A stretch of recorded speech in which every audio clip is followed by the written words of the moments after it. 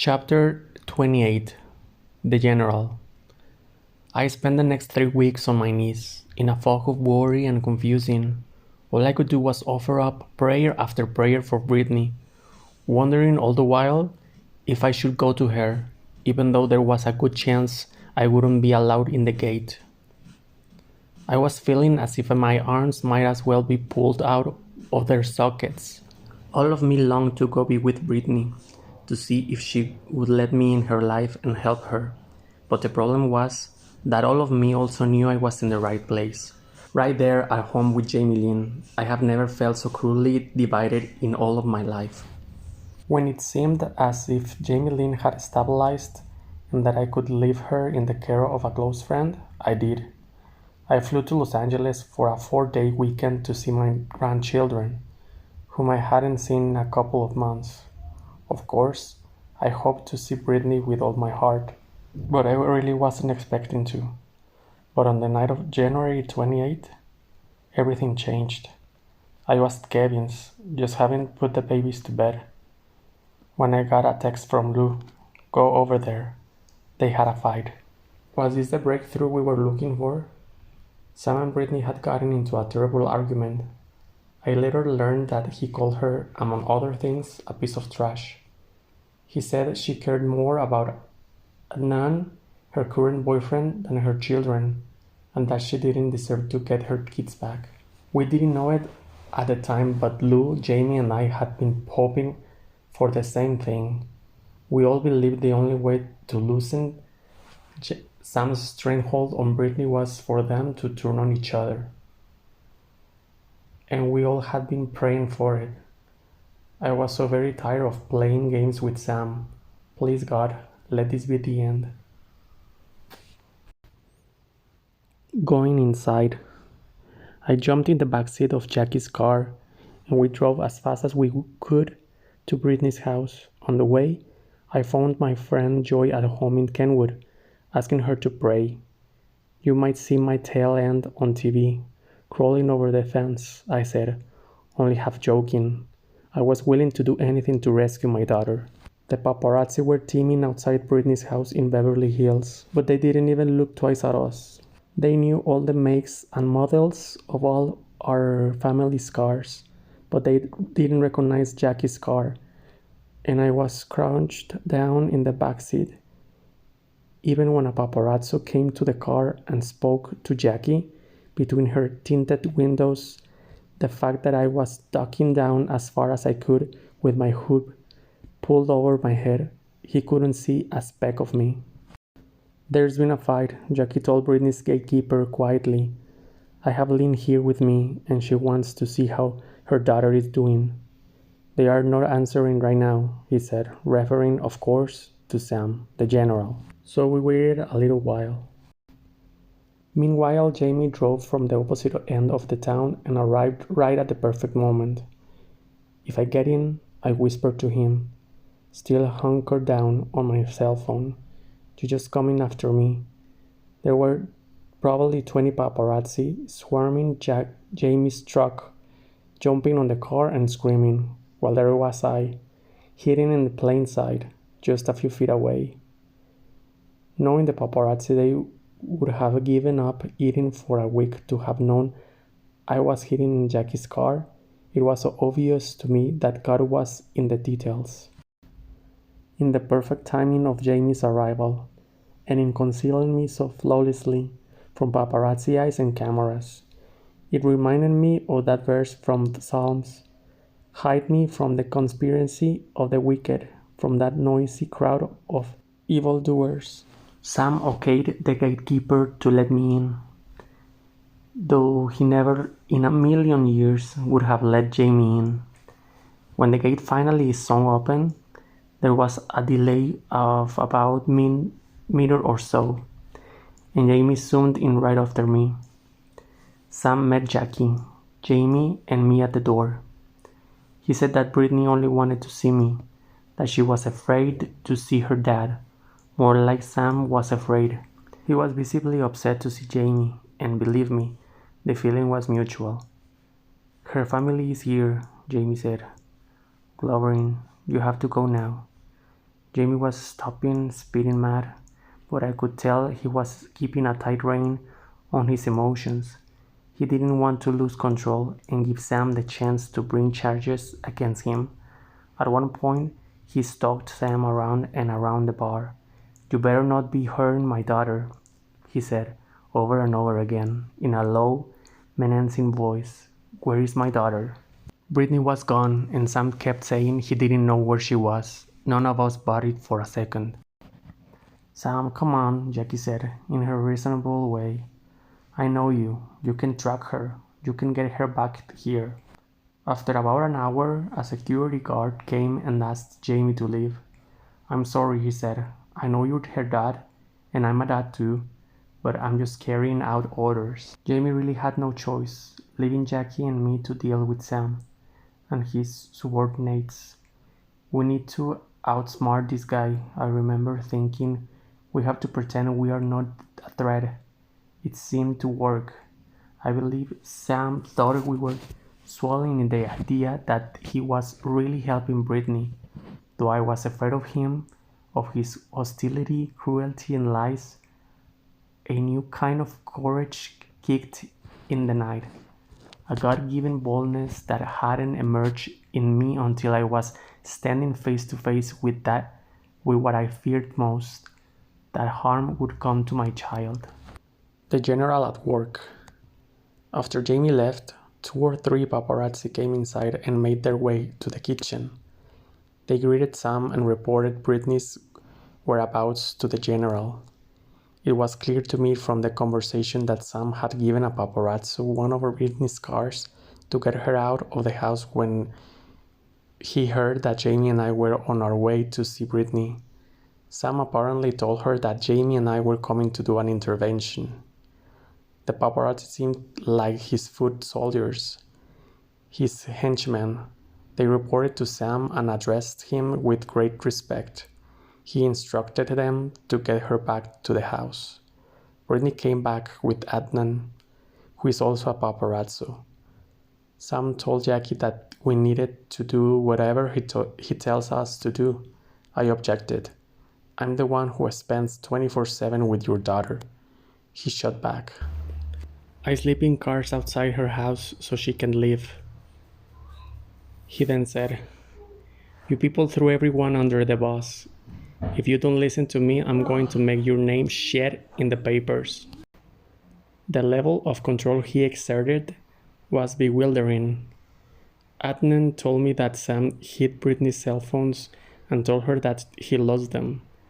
I believe it wholeheartedly. As I looked around the kitchen, I noticed that in the middle of the kitchen table there was a large car battery. It was for Sam to charge his cell phone. The general told us that he threw away all of Britney's cell phone's charges and disabled the house phones by cutting the wires. He also disabled several of Britney's cars so she couldn't leave unattended. And how's this? Adnan told me that Sam also would hide Britney's dog, London. She would look all over the house crying, and then Sam would bring out the dog and act like some sort of savior. The whole scene was surreal. Sam was visibly jealous of Adnan. He told Jackie and me to tell Adnan to leave Britney alone and to get the fuck out of the house. Jackie refused. He then told us that to tell Britney that Adnan is gay. Sam finally spoke and to Adnan himself, and Adnan left. It wasn't long before Britney came looking for Adnan. Sam told her that he was in the bathroom. "Is Adnan gay?" he asked me. Clearly Sam was playing up his angle however he could. While Britney was out of the earshot, Sam told Jackie and me that we should pretend that Adnan was in the bathroom so Britney wouldn't leave. Britney was so agitated, she couldn't stop moving. She cleaned the house. She changed her clothes many times. She also changed her 3 dogs' clothes several times. We talked, but it was if she wasn't really there. She spoke in a tone with the level of understanding of a little girl. Britney then picked up a bottle of pills and read part of the label. "What does insomnia mean?" she asked. Some told her that the pills will help her stay awake. Some told Jackie and me that the grinds up Britney's pills, which were on the counter and included Risperdal and Seroquel, and puts them in her food. He said that was the reason she had been quiet for the last 3 days. She had been drugged and asleep. He said that her doctor was trying to get her into a sleep-induced coma so that they could then give her other drugs to treat her. I was breaking inside at every syllable he uttered about my daughter. The waking nightmare. Maybe Sam could see I was distressed. He encouraged us to relax and do tequila shots. Jackie and I protested. Britney seemed to follow our lead, but Sam kept pushing. He got us some wine and suggested that we all do toast. He offered us tumblers. We took the wine and went into another room, but Britney objected and said that she wanted an icier glass with a long stem. She had caught on to the fact that if she drank something from his hand, she could sleep for days, so she was actually stealing. Sam found a proper wine glass and poured one for Britney while our backs were turned. They then joined us in the room, but Britney refused to drink her wine and asked to drink mine. Shortly afterward, Sam went back into the kitchen. He stood behind a raised bar so that we could not see what his hands were doing on the counter. By then Britney had calmed down some, and Sam suggested they both go upstairs. When they came back down a little while later, Britney was agitated again. She said she wanted to go Rite Aid to get lipstick. It was now past midnight, but maybe this was our chance to get out of this madness. Jackie and I seized the chance. We would take her, we said. Sam jumped in and said he wanted to follow in this car. We told him that he shouldn't because the paparazzi were in front and would harass us. He seemed to relent.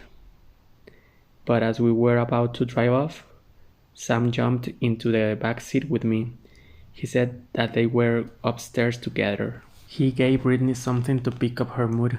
The paparazzi followed us to the store. When we got to Rite Aid, we all went inside and Britney chose her lipstick. She drifted in and our British accent the whole time. When we got to the register, Britney's card didn't work. I paid for the lipstick, and the manager told us we could leave through the side door so no one could see us. That wasn't to Sam's liking. He insisted we leave through the front door, and he wrapped his arms around Britney and me for the paparazzi to take photos. My skin crawled. "You'd better learn that I control everything," he said. "I control Howard Grossman, Britney's business manager. I control her attorneys and the security guards at the gate. They don't listen to Britney, they listen to me.